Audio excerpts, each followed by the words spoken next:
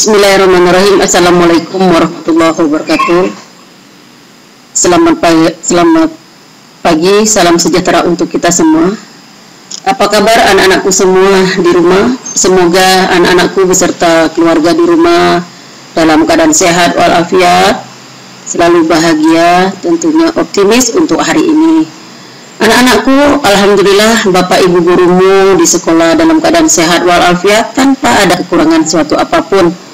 Itu semua semata-mata doa dari anak-anakku di rumah. Baiklah anak-anak Ibu yang Ibu sayangi,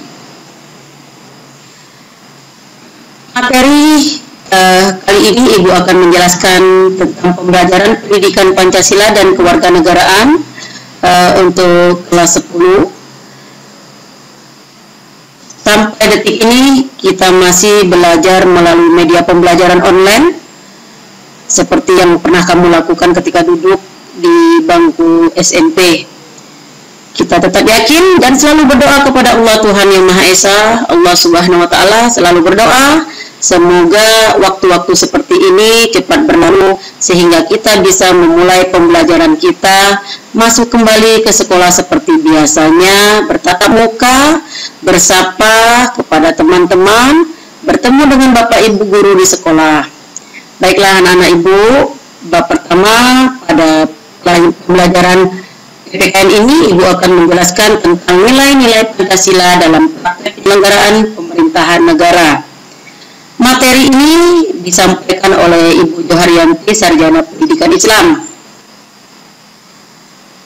Nah, pada materi ini kompetensi dasarnya yaitu menganalisis nilai-nilai Pancasila dalam rangka praktek penyelenggaraan pemerintahan negara. Sedangkan tujuan dari pembelajaran materi ini, melalui video pembelajaran ini siswa diharapkan dapat memahami arti pemerintahan NKRI, bentuk kekuasaan, pembagian kekuasaan, serta konsep kekuasaan. Nah, di sini bakal menjelaskan definisi pembagian kekuasaan negara. Kekuasaan negara adalah wewenang yang diberikan kepada penguasa atau pemerintah untuk mengatur dan menjaga wilayah kekuasaannya dari penguasaan negara lain. Dengan kata lain, kekuasaan dapat diartikan sebagai kemampuan seseorang untuk mempengaruhi orang lain supaya melakukan tindakan-tindakan yang dikehendaki atau diperintahkannya.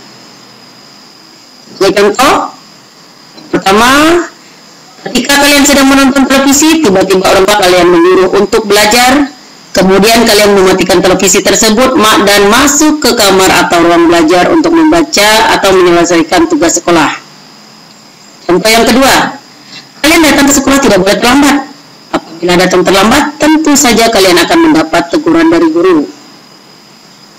Contoh yang ketiga, begitu pula di masyarakat, ketika ada ketentuan bahwa setiap tamu yang tinggal di wilayah ini lebih dari 24 jam wajib lapor kepada ketua RT ataupun RW, maka setiap tamu yang datang dan tinggal lebih dari 24 jam harus lapor kepada yang berwenang.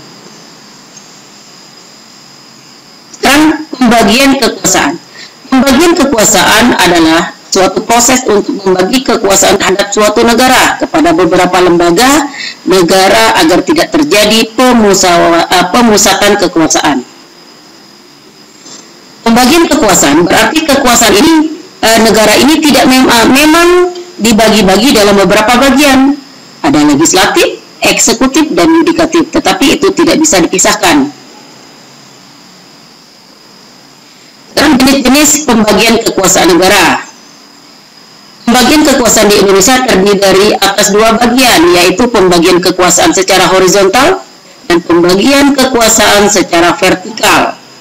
Nah, pembagian kekuasaan secara horizontal yaitu pembagian kekuasaan menurut fungsi lembaga-lembaga tertentu, legislatif, eksekutif, dan yudikatif.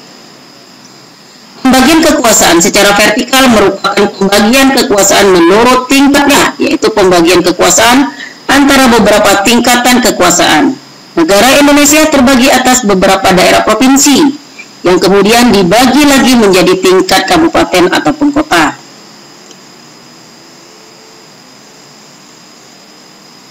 Sekarang macam-macam kekuasaan negara. jika menurut John Locke ada 3 macam kekuasaan negara, yaitu 1. Kekuasaan legislatif, kekuasaan untuk membuat atau membentuk undang-undang. Yang kedua, kekuasaan eksekutif, yaitu kekuasaan untuk melaksanakan undang-undang, termasuk kekuasaan untuk mengadili setiap pelanggaran terhadap undang-undang. Yang ketiga, kekuasaan federatif, yaitu kekuasaan melaksanakan hubungan luar negeri. Itu menurut John Locke. Sedangkan kekuasaan, menurut Montesquieu ini, kekuasaan negara meliputi 1. Kekuasaan legislatif, yaitu kekuasaan untuk membuat atau membentuk undang-undang. Yang kedua, kekuasaan eksekutif, yaitu kekuasaan untuk melaksanakan undang-undang. Ketiga, kekuasaan yudikatif, yaitu kekuasaan untuk mengadili setiap pelanggaran terhadap undang-undang. Selanjutnya, kita lihat, ya, masih lanjutan daripada konsep. Pendapat yang dikemukakan oleh Montesquieu ini merupakan penyempurnaan dari pendapat John Locke. Kekuasaan federatif oleh Montesquieu ini dimasukkan ke dalam kekuasaan eksekutif, dan fungsi mengadili dijadikan kekuasaan yang berdiri sendiri. Ketiga kekuasaan tersebut dilaksanakan oleh lembaga-lembaga yang berbeda dan sifatnya terpisah. Oleh karena itu, teori Montesquieu ini dinamakan dengan trias politika. Apa sebenarnya konsep pemisahan dan pembagian kekuasaan itu? Muhammad Kusnardi dan Hermaili Ibrahim dalam bukunya yang berjudul Pengantar Hukum Tata Negara menyatakan bahwa istilah pemisahan kekuasaan atau separation of powers dan pembagian kekuasaan atau division of power merupakan 2 istilah yang memiliki pengertian berbeda satu sama lainnya. Pemisahan kekuasaan berarti kekuasaan negara itu terpisah-pisah dalam beberapa bagian, baik mengenai organnya maupun fungsinya. Lanjut. Setiap lembaga menjalankan fungsinya masing-masing. Contoh, negara yang menganut mekanisme pemisahan kekuasaan adalah Amerika Serikat. Mekanisme ini, pembagian kekuasaan negara dibagi dalam beberapa bagian, ada legislatif, eksekutif, dan yudikatif. Tetapi tidak bisa dipisahkan. Hal ini membawa konsekuensi bahwa di antara bagian-bagian itu dimungkinkan ada koordinasi atau kerjasama. Mekanisme banyak sekali digunakan oleh banyak negara lain, termasuk juga di Indonesia. Nah, ya, oke, kita lanjut. Nah, refleksinya atau kembali kita refleksi sejenak. Kita menarik kesimpulan dari materi yang telah Ibu jelaskan. Ya, kita simpulkan bahwa sistem pembagian kekuasaan di Indonesia yang pertama macam-macam kekuasaan negara. Menurut John Locke, legislatif yaitu kekuasaan untuk membuat undang-undang. Kalau eksekutif, kekuasaan untuk melaksanakan undang-undang termasuk setiap pelanggarannya. Sedangkan menurut Montesquieu, penyempurnaan pendapat daripada John Locke, yaitu legislatif kekuasaan untuk membuat undang-undang dasar, eksekutif kekuasaan untuk melaksanakan undang-undang, yudikatif kekuasaan untuk mempertahankan undang-undang dasar. Lanjut ke kesimpulan lagi. Konsep pembagian kekuasaan di Indonesia. Pertama, pembagian secara horizontal, yaitu kekuasaan eksekutif konstitusi, kekuasaan untuk mengubah dan menetapkan undang-undang dasar diatur dalam pasal 3 ayat 1 Undang-Undang Dasar 1945. MPR berwenang mengubah dan menetapkan undang-undang. Kedua, kekuasaan eksekutif, kekuasaan untuk menjalankan undang-undang dasar dan penyelenggarannya pemerintahan negara. Diatur dalam pasal 4 ayat 1 Undang-Undang Dasar 1945, Presiden Republik Indonesia memegang kekuasaan pemerintahan menurut Undang-Undang Dasar. Kekuasaan legislatif, kekuasaan untuk membentuk Undang-Undang Dasar diatur dalam pasal 20 ayat 1 Undang-Undang Dasar 1945. DPR memegang kekuasaan membentuk Undang-Undang Dasar.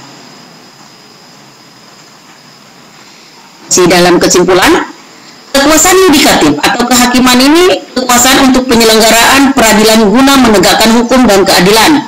Diatur dalam pasal 24 ayat 2 Undang-Undang Dasar 1945, kekuasaan kehakiman dilakukan oleh sebuah mahkamah agung dan badan peradilan peradilan yang berada di bawahnya dalam lingkungan peradilan umum, lingkungan peradilan agama, lingkungan peradilan militer, lingkungan peradilan tata usaha negara, dan oleh sebuah mahkamah konstitusi. Kekuasaan eksaminatif, kekuasaan berhubungan dengan penyelenggaraan dan tanggung jawab keuangan negara diatur dalam pasal 23E ayat 1 Undang-Undang Dasar 1945. Untuk memeriksa pengelolaan dan tanggung jawab keuangan negara diadakan satu badan pemeriksaan keuangan yang bebas dan mandiri.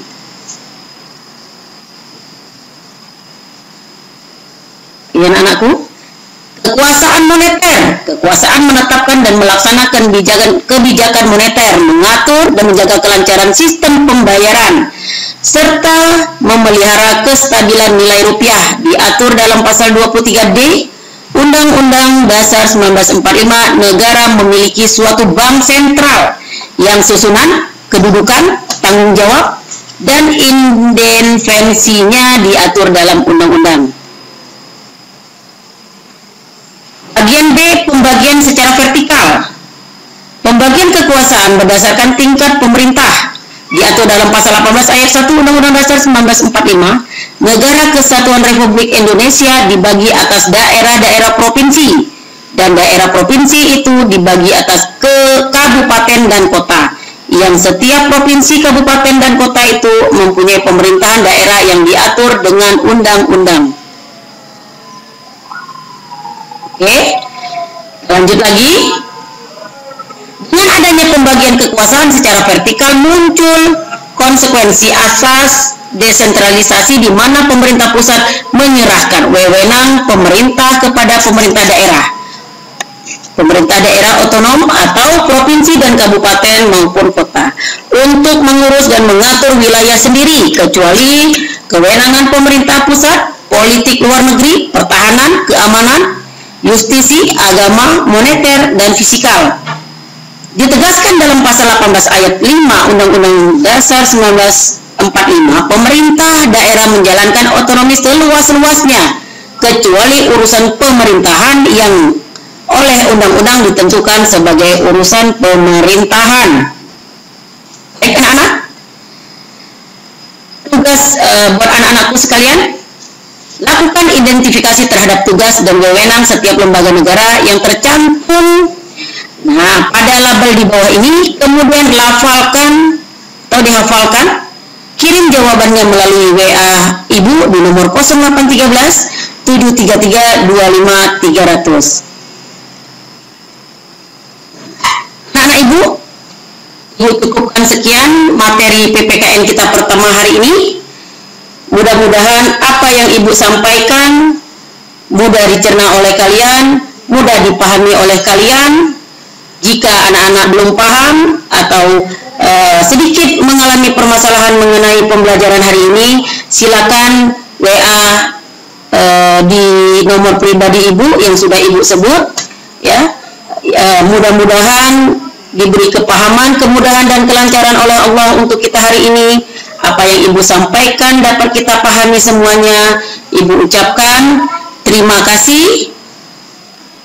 Sampai jumpa. Wassalamualaikum warahmatullahi wabarakatuh.